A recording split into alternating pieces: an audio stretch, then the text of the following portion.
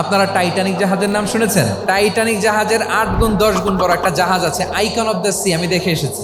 Royal Caribbean দেখে এসেছি। সাগরের সামনে জেটিতে যখন দাঁড়ালাম, জাহাজটা যখন যায়, আমার মনে হচ্ছে একটা শহর, পুরো একটা শহর মনে হয় পানির উপর দিয়ে ভেসে যাচ্ছে। পড়েন সুবহানাল্লাহ। এই যে আইকন অফ দ্য সি, এই জাহাজটা, এটার ভেতরে স্টেডিয়াম আছে, সুইমিং পুল আছে, রেস্টুরেন্ট আছে, 3000 4000 রুম বিশিষ্ট, কক্ষ বিশিষ্ট হোটেল আছে। এই সবগুলোর নিয়ে এগুলো চলে সাগরের দোলার মধ্যে, জলোচ্ছ্বাসের মধ্যে। এই সাগরের ভেতরে এই জাহাজগুলোর ভাষায় রাখছে কে? এই যে বাংলাদেশে যে গাড়িগুলো চালান, বেশিরভাগ গাড়ি আসে কিন্তু জাপান থেকে। হাজার হাজার গাড়ি একটা জাহাজ বহন করতে পারে। সূরাত বানী ইসরাইলের এই চমৎকার আয়াতের ভেতরে আল্লাহ তাআলা বেসিকলি মানব জাতির প্রতি তার 4টি স্পেশাল অনুগ্রহের কথা বলেছেন। 2 নম্বর অংশে আল্লাহ তাআলা বললেন, ওয়া হামালনাহুম ফিল বাররি ওয়াল বাহর, স্থলে এবং সমুদ্রে আমি তাদের জন্য চলাচলের বাহন দিয়েছি। সুবহানাল্লাহ।